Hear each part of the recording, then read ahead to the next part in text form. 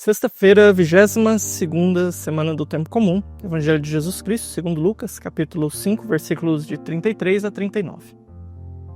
Naquele tempo, os fariseus e os mestres da lei disseram a Jesus: os discípulos de João e também os discípulos dos fariseus jejuam com frequência e fazem orações, mas os teus discípulos comem e bebem.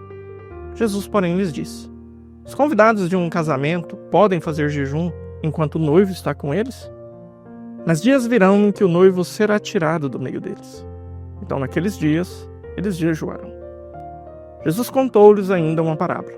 Ninguém tira o retalho de roupa nova para fazer remendo em roupa velha, senão vai rasgar a roupa nova. E o retalho novo não combinará com a roupa velha. Ninguém coloca vinho novo em odres velhos, porque senão o vinho novo arrebenta os odres velhos e se derrama, e os odres se perdem. Vinho novo deve ser colocado em odres novos. E ninguém, depois de beber o vinho velho, deseja o vinho novo, porque diz: o velho é melhor. Antes, irmãos e irmãs, hoje nós temos aqui uma realidade que Jesus coloca para nós, que é meio como que uma ordem de coisas que devem ser vistas, que talvez é muito cômodo para a gente querer inverter essas ordens e pode gerar aí uma confusão. É claro que a gente não vai conseguir absolutizar isso, mas vamos entender o princípio para ficar claro para você, né? Aqui a gente começa falando de penitência, de jejum. E as pessoas estão falando para Jesus que, olha, os seus não fazem, os deles fazem. Por quê?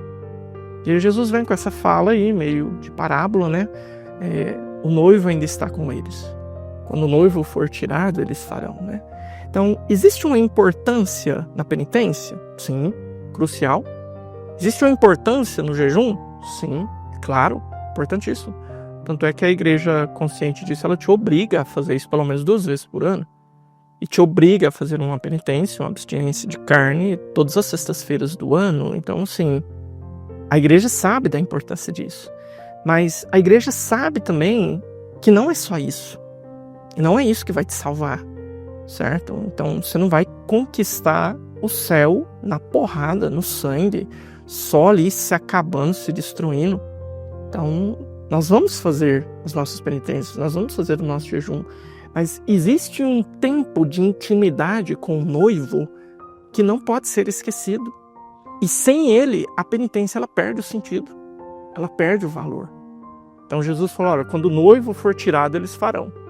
Mas a questão é que o noivo foi tirado enquanto moda de presença, mas não enquanto realidade factível.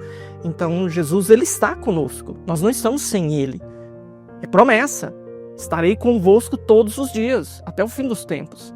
Mas ele não está mais do mesmo jeito, então aquela presença foi tirada de nós. Aquele Jesus aqui, com a sua humanidade visível, palpável, ouvir a palavra dele, então aquele jeito de estar conosco não está mais. Então ele agora está presente de forma sacramental. Em outras presenças tem a forma da palavra, a palavra de Deus é a presença dele, ele é a palavra. Ele diz que estaria presente em cada um de nós, né? Então aquilo que fizerdes a um desses pequeninos a mim eu fizesse, mas ele está presente nas formas sacramentais, que é a presença por excelência, de maneira especialíssima na Eucaristia. Mas então essa presença com o noivo, essa intimidade com o noivo, pressupõe-se para que a eficácia da penitência do jejum realmente aconteça. Então, você pode fazer as práticas penitenciais com outras intenções. Tem aí gente que faz penitência de alimentação aí para emagrecer, meu amigo, que católico não dá conta de fazer para santificar.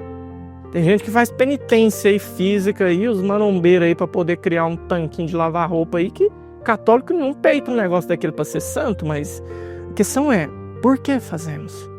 Então, uma vez que há uma intimidade entre eu e o noivo, né? Entre eu e o meu Senhor, né? Eu vou me dando conta de que o espírito está pronto, mas a carne é fraca. Então eu vejo que eu preciso submeter o meu corpo a uma certa exigência. Porque se eu deixar que o meu corpo assuma as rédeas da minha história, eu não vou parar num lugar legal. Então se eu dou para o meu corpo tudo que eu quero, que ele quer, do jeito que ele quer, na hora que ele quer, a hora que ele me pedir algo que não é lícito, eu não vou ter condições de negar. Então, a intimidade com o noivo, com o Senhor, me ajuda a enxergar a necessidade de ser mais exigente com o meu corpo. Por isso que eu vou colocar o meu relógio para despertar de manhã e vou, na hora que ele despertar, apertar para desligar e vou levantar. Não vou ficar lá apertando o botão soneca 5 minutos, mais 5 minutos, mais 5 minutos, mais 5. Não! Isso é o meu corpo que quer. Eles vão estar à noite, eu não me programei. Eu vou levantar às 5h30 da manhã. Então, o relógio vai despertar às 5h30 da manhã. Então, eu vou levantar às 5h30, não é 5h35, 5h39, 5h42, é 5h30. Pronto, acabou. Então, isso é penitência. Isso é compromisso. Mas por quê? Porque eu não quero que o meu corpo tome as decisões. Eu quero tomar as decisões de acordo com aquilo que realmente é o melhor para o todo, para a pessoa, para o meu corpo, para a minha alma que eu sou. Então, por isso, vamos estar atentos aí a essa presença diferenciada do noivo. O noivo foi tirado, mas o noivo está conosco, está de forma diferenciada. As nossas penitências são importantes. O pessoal que está fazendo aí as orações aí na madrugada com o Frei Gilson, Deus abençoe, então persevera até o fim. E são penitências que estão sendo feitas, são sacrifícios, mas que eles só têm sentido mediante uma intimidade, uma proximidade com o Senhor, que faz com que aqueles sacrifícios possam ser aplicados para a minha transformação e vão gerar realmente uma maior intimidade com o Senhor. Deus te abençoe. Em nome do Pai, do Filho e do Espírito Santo. Amém.